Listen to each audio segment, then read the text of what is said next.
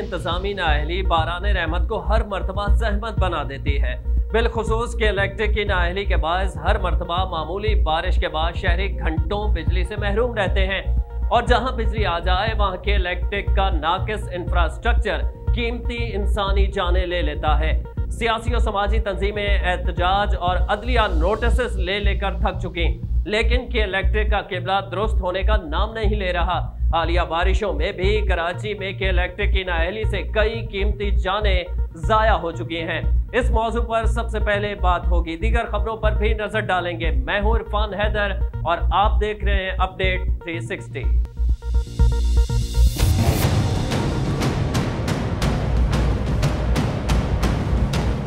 लड़का जिसकी बॉडी पड़ी हुई है हुसैनाबाद में मेमन जो ये सेंटर है इसके पास, और कोई उसकी लाश उठाने वाला नहीं है। और वो क्यों मर गया मैं उसका नाम नहीं ले सकता, मुझे नहीं मालूम ना क्यों मर गया। नाम मुझ पे बहुत सारे मसले हैं, मैं नहीं ले सकता।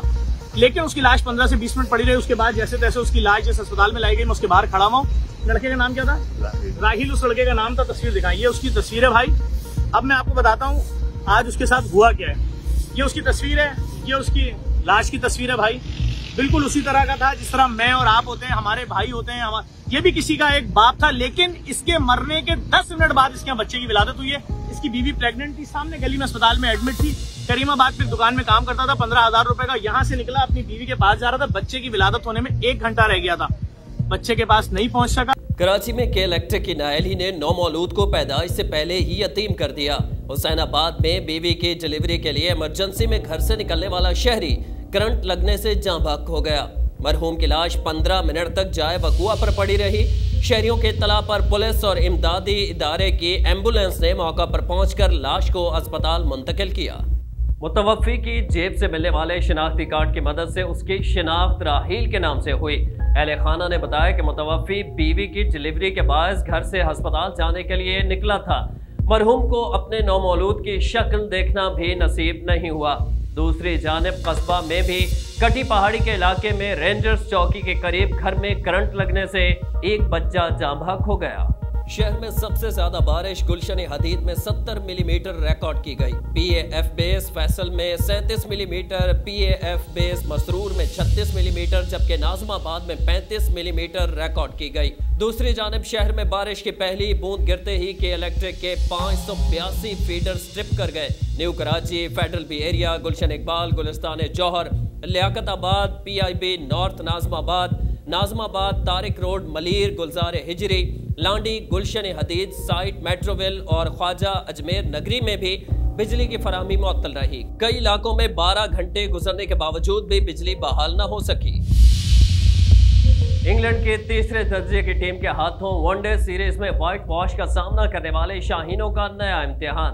पाकिस्तान और इंग्लैंड के दरमियान पहला T20 आज ट्रेंट बर्ज में खेला जाएगा। मैच से कबल बाबर 11 को धचका पहुंचा है। Fast bowler Hasan Ali injury के बाद टीम से बाहर हो गए। BCB के मुताबिक फास्ट बॉलर हसन अली बाईं टांग में खिंचाव महसूस करने की वजह से पहला मैच नहीं खेल सकेंगे। हसन अली को एहतियातन आराम तजवीज किया गया है। दूसरे T20 से कबल मेडिकल पैनल हसन अली का दोबारा जायजा लेगा, जिसके बाद हसन अली के मैच में शिरकत का फैसला किया जाएगा। T20 सीरीज में शाहीन नए अज़्म और हौसले के साथ मैदान में उतरेंगे। सीनियर बल्लेबाज मोहम्मद हफीज ने भी बाबर 11 को ज्वाइन कर लिया है। दूसरी जानिब T20 सीरीज में इंग्लैंड की फुल स्ट्रेंथ टीम मैदान में उतरेगी। कप्तान मोर्गन समेत 9 अहम खिलाड़ी स्क्वाड का हिस्सा होंगे। मैच पाकिस्तानी वक्त के मुताबिक रात 10:30 बजे शुरू होगा।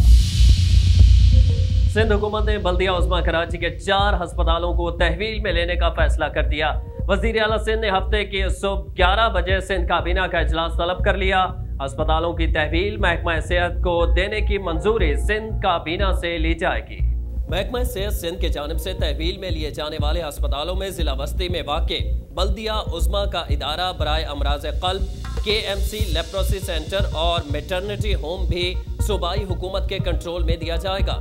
काबीना इजलास में एडमिनिस्ट्रेटर की तकर्री का मामला ज़ेरे गौर आएगा। शहरी हलकों का कहना है कि अगर सिंध हुकूमत बल्दिया उज़्मा के अस्पतालों को JPMC, NICVD और NICH की तर्ज पर चला सकती है तो ये फैसला काबिल तहसीन है, लेकिन खदशा यही है कि ये फैसला बल्दिया के अस्पतालों में अपने पीपल्स पार्टी के वोटर्स को खपाने के लिए किया जा रहा है, जिससे कराची के शहरियों में एहसास महरूमी में इजाफा होगा। दुनिया भर में लड़कियों की तालीम के लिए आवाज उठाने वाली मलाला यूसुफजई ने अब लड़कियों को खेलों की तरफ राग़िब करने के लिए भी एक जुर्रतमंदाना कदम उठा लिया है। मलाला ने खेलों से वाबस्ता लड़कियों की मदद के लिए सैनिटरी पैड्स की मारूफ ब्रांड ऑलवेज के साथ इश्तराक कर लिया। मुआहदे के तहत ऑलवेज के हर पैकेट की फरोख्त पर YMCA को इमदाद दी जाएगी।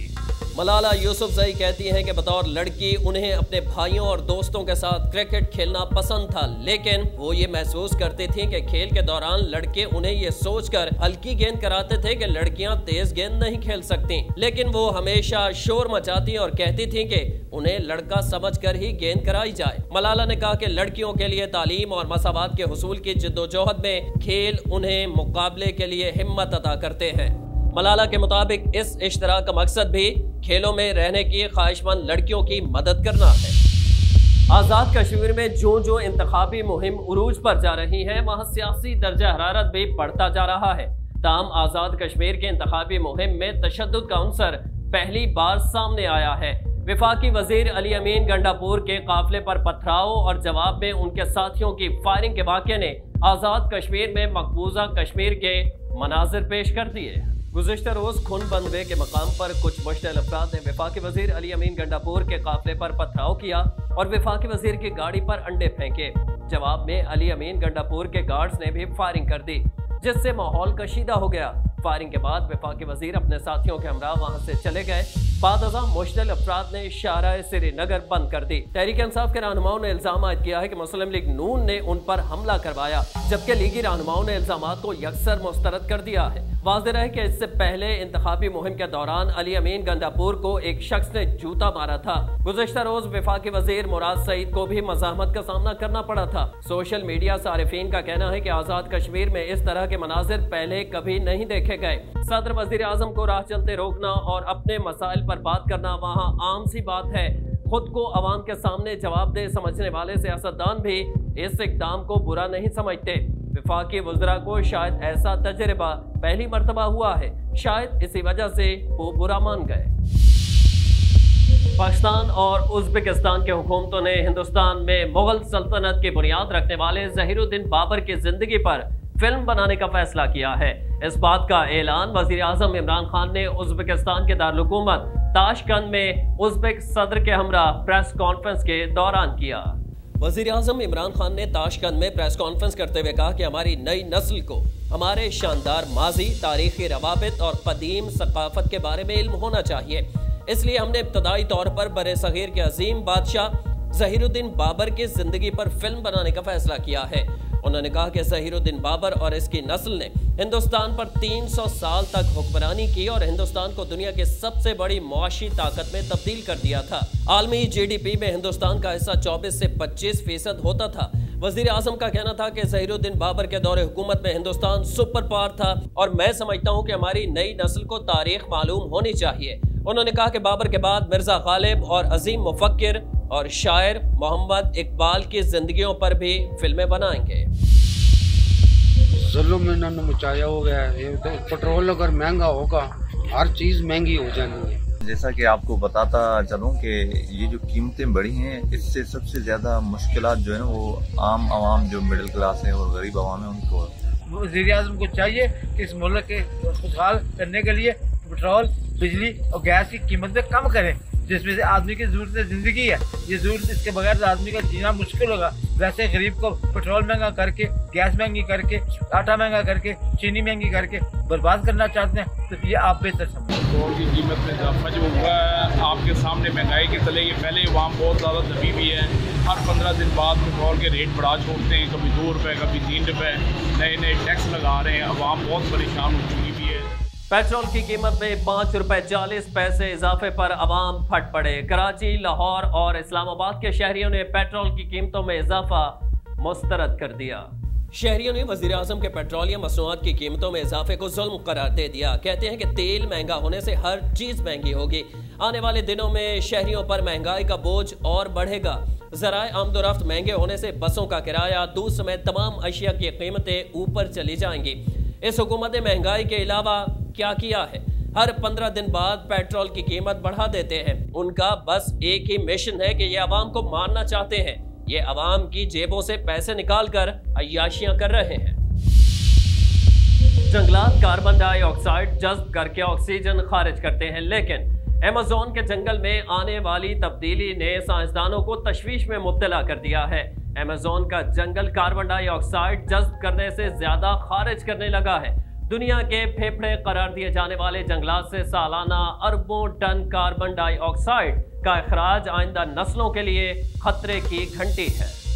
अमेज़न के हवाले से साइंसदानों ने तहलका खेज इंकशाफ किया है कि ये बरसाती जंगलात जितनी मिकदार में कार्बन डाइऑक्साइड जज्ब कर रहे हैं, अब उससे 20% ज्यादा इसका अखराज करने लगे हैं। मुहक्किकीन कार्बन डाइऑक्साइड के अखराज की बड़ी वजह जंगलात के कटाव और आतिशज़दगी को करार दे रहे हैं, जबकि मौसमियाती तब्दीलियों और बढ़ता दर्जा हरारत भी इन असबाब में शामिल हैं। इस हवाले से ब्राजील पर जोर दिया जा रहा है कि वो जंगलात का कटाव रोकने के लिए सख्त इक़दाम करे। यूरोपीय ममालिक ने जंगलात की कटाई न रोकने पर ब्राजील के साथ तिजारती मुआहदा खत्म करने की धमकी भी दे दी।